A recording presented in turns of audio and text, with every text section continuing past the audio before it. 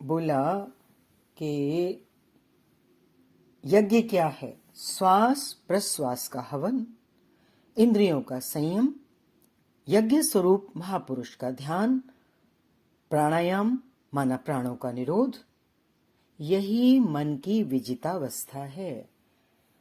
मन का ही प्रसार जगत है। श्री कृष्ण के ही शब्दों में ईहैव तैर्जितः सर्गो येषां साम्ये स्थितम मनः। उन पुरुषों द्वारा, उन महापुरुषों द्वारा चराचर जगत यहीं जीत लिया गया, माना जिनका मन समत्व में स्थित है, सिद्धि और असिद्धि में सम है वो।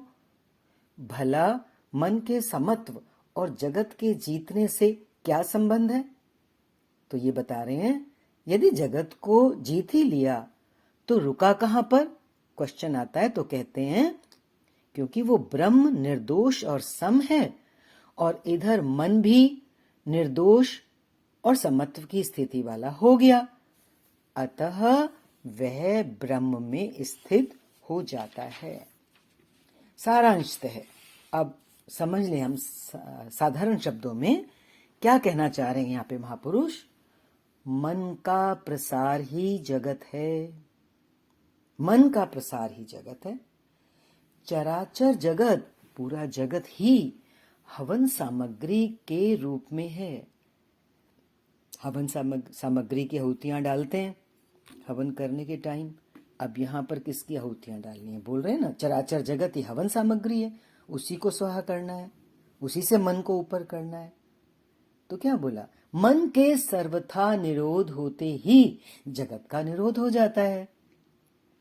मन के निरोध के साथ ही यज्ञ का परिणाम निकल आता है। मन का निरोध हुआ, विजितावस्था आई, तो ब्रह्म में स्थित हो जाती है वो आत्मा, ब्रह्म स्वरूप हो जाता है। मन ही तो रुकावट था, बोल दिया ना, जैसे मन का प्रसार ही जगत है। तो जहां जगत समाप्त हुआ वहीं पे ही ब्रह्म की अनुभूति का आरंभ हो जाता है। बोला यज्ञ जिसकी सृष्टि करता है। अब यज्ञ किया साधक ने, जीवन में आराधना की, परिश्रम किया, तो बोला यज्ञ जिसकी सृष्टि करता है। यज्ञ करने के बाद सृष्टि करने से क्या मतलब? जो परिणाम निकलता है, उस ज्ञान अमृत का पान करने वाला पुरुष। सृष्टि किसकी करता है? ज्ञान अमृत की। अंततोगत्वा ज्ञान में प्रवेश होता है, जिसको पीछे साक्षात्कार भी बोला ज्ञान को। ज्ञान अमृत का पान करने वाला पुरुष, उसमें प्रवेश करने वाला पुरुष सनातन ब्रह्म में प्रविष्ट हो जाता है। ब्रह्म कैसा है? सनातन, आद से है, जुगाद से है, सदा से है, आज भी है, आगे भी रहेगा, उसमें कोई परिवर्तन आने वाला नहीं है। तो इस तरह यज्ञ करने वाला जो पुरुष है वो उस ब्रह्म में प्रवेश पा जाता है। ये सभी यज्ञ, जितने भी यज्ञ पीछे बताए गए, ब्रह्म स्थित महापुरुषों की वाणी द्वारा कहे गए हैं। ये सारे यज्ञ कहां से आए? ब्रह्म स्थित महापुरुषों ने बताए, उनकी वाणी से हम लोगों को मिले। ऐसा नहीं कि अलग अलग संप्रदायों के साधक अलग अलग प्रकार के यज्ञ करते हैं, ऐसा नहीं है, बल्कि ये सभी यज्ञ एक ही साधक की ऊंची नीची अवस्थाएं हैं। ये यज्ञ जिससे होने लगे उस क्रिया का नाम कर्म है। ये यज्ञ जिससे होने लगे, जिन यज्ञों की चर्चा हुई, जो करने लग जाता है, उसकी वो जो क्रिया होती है उसी का नाम कर्म है। क्या कहने का मतलब है कि जब यज्ञ होने लगे तो उस क्रिया का नाम कर्म है। इसका मतलब कर्म कोई दूसरी चीज नहीं है। जैसे कि साधारणतया संसार में हम कर्म की परिभाषा समझते हैं, यहां फिर वो क्लियर कर रहे हैं, केवल उस क्रिया का नाम कर्म है जिससे यज्ञ होने लगता है। संपूर्ण गीता में एक भी श्लोक ऐसा नहीं है जो सांसारिक कार्य व्यापारों का समर्थन करता हो। उस कर्म की, सांसारिक कार्य व्यापारों से संबंधित कर्म की यहां कोई बात गीता में की नहीं गई है। प्रायः यज्ञ का नाम आने पर लोग बाहर एक यज्ञ वेदी बनाकर तिल जौ लेकर स्वाहा बोलते हुए हवन प्रारंभ कर देते हैं। ये एक धोखा है, ये धोखा है। द्रव्य यज्ञ दूसरा है, जिसे श्री कृष्ण ने कई बार कहा। पशु बलि, वस्तु दहा, किसी वस्तु का दहा करना इत्यादि से इसका कोई संबंध नहीं है। अभी आगे थोड़ा और यज्ञ को अगले श्लोक में, श्लोक नंबर 33 में इसका बता रहे हैं, खुलासा खोल रहे हैं भगवान। श्लोक नंबर 33, श्रेयान् द्रव्यमदा मयाद्यज्ञात् ज्ञान यज्ञः परन्तप सर्वं कर्माखिलं पार्थ ज्ञाने परिसमाप्यते। अर्जुन, सांसारिक द्रव्यों से सिद्ध होने वाले यज्ञ की अपेक्षा ज्ञान यज्ञ, जिसका परिणाम ज्ञान है, और ज्ञान के साथ ही ब्रैकेट में उन्होंने साक्षात्कार लिख दिया है, ताकि कोई ज्ञान को ऐसा शाब्दिक ज्ञान ना समझ ले। ये तो बिल्कुल जैसे हथेली पे रखे आंवले का दर्शन होता है, तो ज्ञान का मतलब है साक्षात्कार, साक्षात उस प्रभु के दर्शन आमने सामने। सांसारिक द्रव्यों से सिद्ध होने वाले यज्ञ की अपेक्षा ज्ञान यज्ञ जो है, जिसका परिणाम साक्षात्कार है, ज्ञान है, यज्ञ जिसकी सृष्टि करता है। देखो, यज्ञ किसकी सृष्टि कर रहा है, किसको जन्म दे रहा है यज्ञ, यज्ञ का क्या परिणाम निकल रहा है, साक्षात्कार। उस अमृत तत्व की जानकारी, वो जब साक्षात्कार होता है, जब उस तत्व को साधक जानता है, वो महापुरुष आमने सामने देखता है, तो यहां वो ये बता रहे हैं, उस अमृत तत्व की जानकारी का नाम ज्ञान है ना।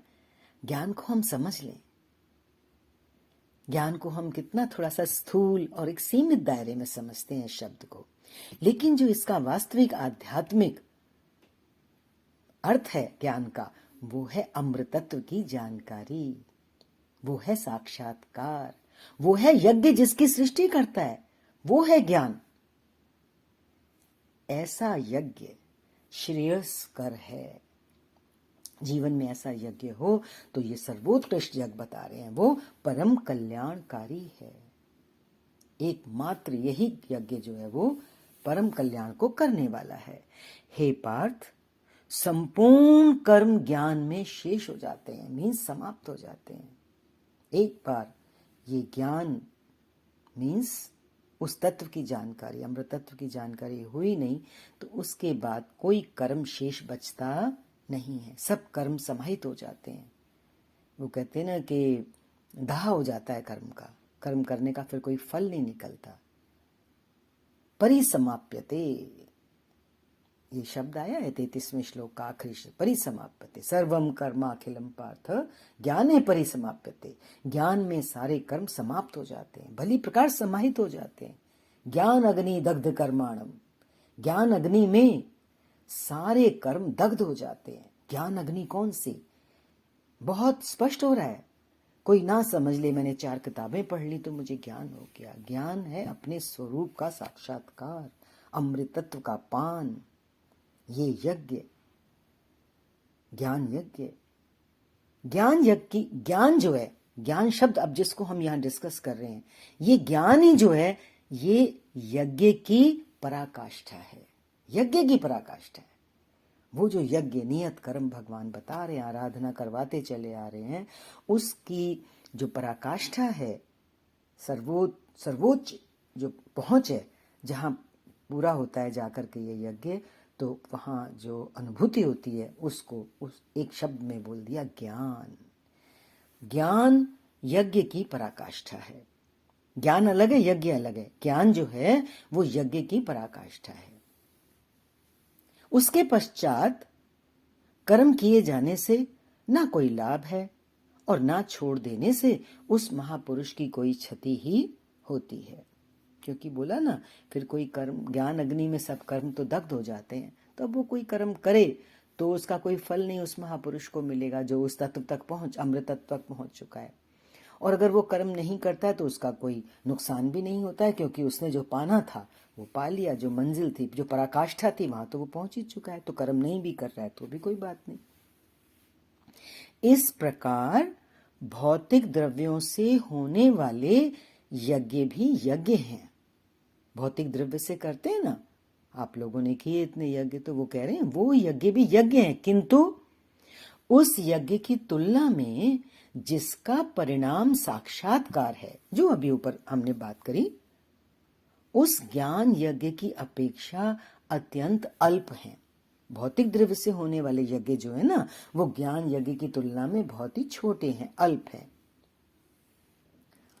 आप करोड़ों का हवन करें, सैकड़ों यज्ञ वेदी बना लें, सतपथ पर द्रव्य लगावें, पैसा खर्च करें, साधु संत महापुरुषों की सेवा में द्रव्य लगावें, किंतु इस ज्ञान यज्ञ की अपेक्षा अत्यंत अल्प हैं।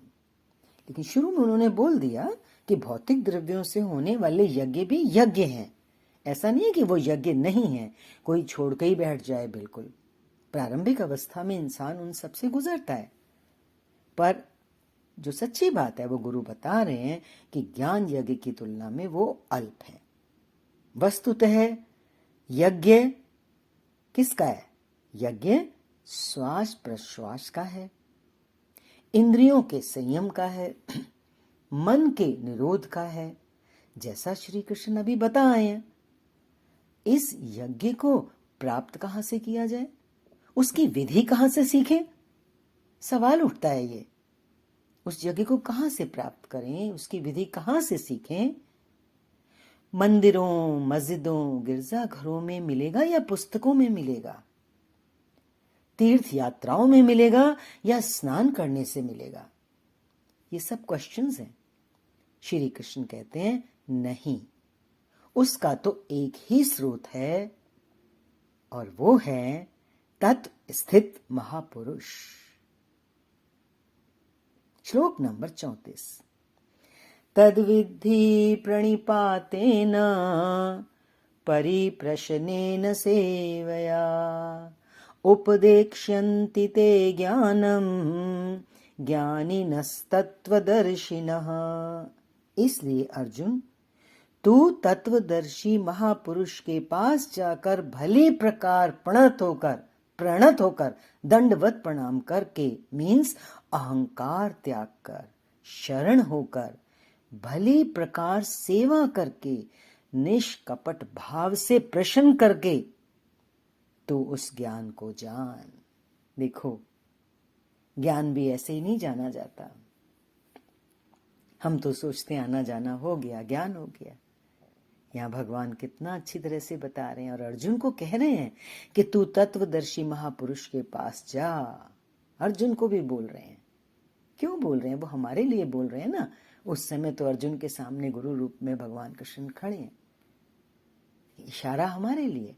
फिर तत्वदर्शी महापुरुष के पास जाकर भली प्रकार दंडवत प्रणाम करके, अपने सभी अंगों को झुका के उनके सामने, और भीतर से भी अपने अहंकार को गला के और शरण होकर, माना इतना संसार से उपराम होगा इंसान तभी ना जाके शरण लेगा महापुरुष की कि अब मुझे कोई और ठौर नहीं चाहिए, बस तेरे चरणों की शरण चाहिए। तभी तो ज्ञान मिलेगा। वो एक डोर जुड़ेगी गुरु के साथ ना, ऐसे ही नहीं जुड़ती ऊपर ऊपर से आना जाना करने से। और इतना भी नहीं कि खाली चलो चरण पकड़ लिए, शरणागति का भाव बढ़ा अंदर विकसित कर लिया। वो कह रहे हैं आगे, भली प्रकार सेवा करके उनकी सेवा भी होवे, निष्कपट भाव से प्रश्न करके। भाई तू प्रश्न करेगा तभी ना वो तेरे को ज्ञान देंगे, ऐसे तो नहीं देता गुरु। गाय भी दूध कब देती है? जब बछड़ा पहुंचता है उसके पास, तभी दूध वाला बाद में दूध निकाल पाता है। तो बछड़ा बन के जाना है गुरु के पास, तब ज्ञान निकलता है। तो बछड़ा बनने के लिए क्या करना है? प्रश्न करना है। लेकिन कई बार क्या होता है, कई बहुत चतुर होशियार होते हैं, अपना ज्ञान प्रकट करते हैं गुरु के पास जाकर के, या ऊपर ऊपर की बात करेंगे। पर यहाँ पर जो प्रश्न करना है वो निष्कपट भाव से करना है। जो अंदर सो बाहर, क्या पूछना चाहता है। जो सच्चा होगा वो सच के बारे में तो प्रश्न करेगा, सत की बात करेगा, सत का प्रश्न करेगा। कह रहे हैं इस तरह निष्कपट भाव से प्रश्न करके तू उस ज्ञान को जान। माना क्या, तभी तू उस ज्ञान को जान पाएगा, ले पाएगा। वे तत्व को जानने वाले ज्ञानी जन तेरे लिए उस ज्ञान का उपदेश करेंगे। जब ये सारी तैयारी होगी तब वो तुझे उपदेश देंगे और साधना पथ पर चलाएंगे। देखो कितनी सुंदर बात आ रही है। खाली उपदेश ही नहीं करेंगे, वो तुझे इस रास्ते पर चलाएंगे भी। छोटा बच्चा होता है ना, तो माँ उंगली पकड़ के चलाना सिखाती है। तो हम भी जब गुरु के पास गए तो कैसे हैं, बिल्कुल अनजान हैं, अनभिज्ञ हैं मार्ग से, तो गुरु हमें को चलना तो सिखाएंगे। कितनी प्यारी सी बात है, साधना पथ पर चलाएंगे। समर्पित भाव से सेवा करने के उपरांत ही इस ज्ञान को सीखने की क्षमता आती है। ये तो हर किसी के समझने के लिए बहुत जरूरी चीज है। आज के समय में हम देखते हैं हर इंसान इतना अपने सीमित दायरे में बैठा है कि सेवा तो करना चाहता है लेकिन समर्पित भाव नहीं है, समर्पण नहीं है, अपने अहम को बचा के रखता है। क्योंकि सेवा में भी तो अहम भाव आ जाता है ना। तो देखो सेवा का जो भाव है वो भी कितना सूक्ष्म है, समर्पण के साथ। उसके उपरांत ही वो कह रहे हैं इस ज्ञान को सीखने की क्षमता आती है। सीखेंगे तो बाद में, पहले तो क्षमता आनी जरूरी है, योग्यता तो हो ज्ञान को लेने की। तो वो कैसे आएगी, समर्पण के साथ सेवा करने से। बहुत सुंदर चल रहा है, चर्चा बहुत ही प्यारी है। तत्वदर्शी महापुरुष परम तत्व परमात्मा का प्रत्यक्ष दिग्दर्शन करने वाले हैं। वो तो कर ही चुके हैं दिग्दर्शन उस परमेश्वर का, ये तत्वदर्शी महापुरुष। इसलिए वे यज्ञ की विधि विशेष के ज्ञाता हैं। उन्हीं को वो विशेष ज्ञान है यज्ञ का, और वही आपको भी सिखाएंगे। जिसको जो चीज मालूम होती है वही तो सिखा सकता है। वो यज्ञ के ज्ञाता हैं, वो ही तुम्हें सिखाएंगे। यदि अन्य यज्ञ होता तो ज्ञानी तत्वदर्शी की क्या आवश्यकता थी, है ना। अन्य कोई यज्ञ नहीं है, ज्ञानी तत्वदर्शी के पास भेज रहे हैं भगवान। तो यज्ञ कौन सा है, ज्ञान यज्ञ है। स्वयं भगवान के सामने ही तो अर्जुन खड़ा था, भगवान उसे तत्वदर्शी के पास क्यों भेजते हैं। वस्तुतः श्री कृष्ण एक योगी थे। उनका आशय है कि आज तो अनुरागी अर्जुन मेरे समक्ष उपस्थित है, भविष्य में अनुरागियों को कहीं भ्रम न हो जाए कि श्री कृष्ण तो चले गए, अब किसकी शरण जाएं। इसलिए उन्होंने स्पष्ट किया कि तत्वदर्शी के पास जाओ, वे ज्ञानी जन तुझे उपदेश करेंगे। अर्जुन के माध्यम से उन्होंने हमें इशारा कर दिया यहां पर कि तत्वदर्शी के पास जाओ, वे ज्ञानी जन ही तुझे उपदेश करेंगे। और श्लोक नंबर 35, यज्ञात्वा न पुनर्मोहम एवं यास्यसि पांडव येन भूतान्यशेषेण द्रक्ष्यस्यात्मन्यथो मयि। उस ज्ञान को उनके द्वारा समझकर, किनके द्वारा, उन ज्ञानी जन तत्वदर्शी महापुरुष के द्वारा समझकर तू इस प्रकार फिर कभी मोह को प्राप्त नहीं होगा। मोह माना क्या, अज्ञान। ज्ञान के लिए जा रहे हैं ना महापुरुष के पास, तो अज्ञान का नाश होगा। उनसे दी गई जानकारी के द्वारा उस पर चलते हुए, जो जानकारी वो तुझे दें, जो विधि विदेश का निर्देश तुझे बताएं, उस पर चलते हुए तू अपनी आत्मा के अंतर्गत, अपने ही भीतर संपूर्ण भूतों को देखेगा, चराचर जगत को देखेगा, अर्थात सभी प्राणियों में इसी आत्मा का प्रसार देखेगा। जब सर्वत्र एक ही आत्मा के प्रसार को देखने की क्षमता आ जाएगी, उसके पश्चात तो मुझ में प्रवेश करेगा। अतः उस परमात्मा को पाने का साधन तत्व स्थित महापुरुष के द्वारा है। ज्ञान के संबंध में धर्म और शाश्वत सत्य के संबंध में श्री कृष्ण के अनुसार किसी तत्वदर्शी